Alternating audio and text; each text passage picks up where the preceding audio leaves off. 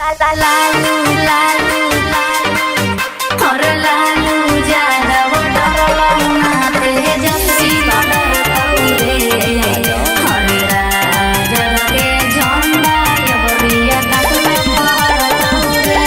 Shivanshu recording studio बालावर किशनगंज। केहू पड़ते न चक्कर में, केहू अते न टक्कर में, केहू पड़ते न चक्कर में, केहू अते न टक्कर में। और सुनी के बतिया सारा विरोधी के भीतर है भीतर जरतई रे। हे रे सुन लालू जी के लाठी आकाश में लहरतई और राजद के झंडा सगरो फहरतई।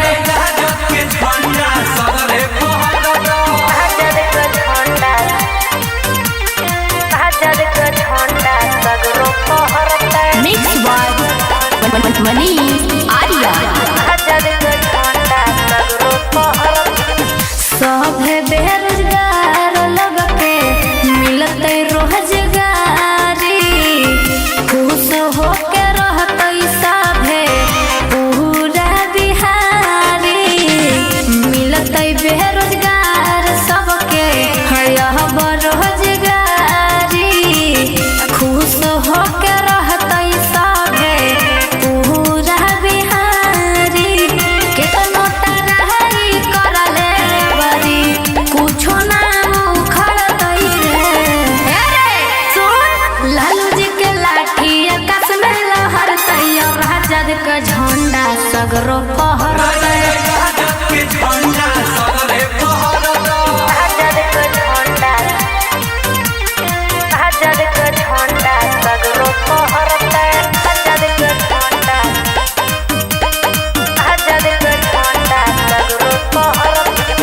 जनता हरदम रहथिन यह के पर पखाड़ा, है देखी दुश्मन के दिन में लौके तारा।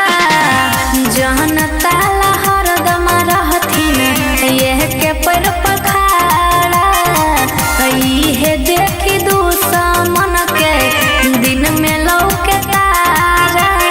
अरे मनीषा सोनम के बाकी रोशन प्रचार करतई रे।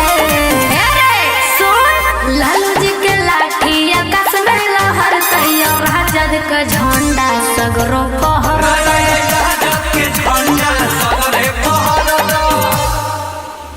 शिवांशु रिकॉर्डिंग स्टूडियो बानावर किशनगंज।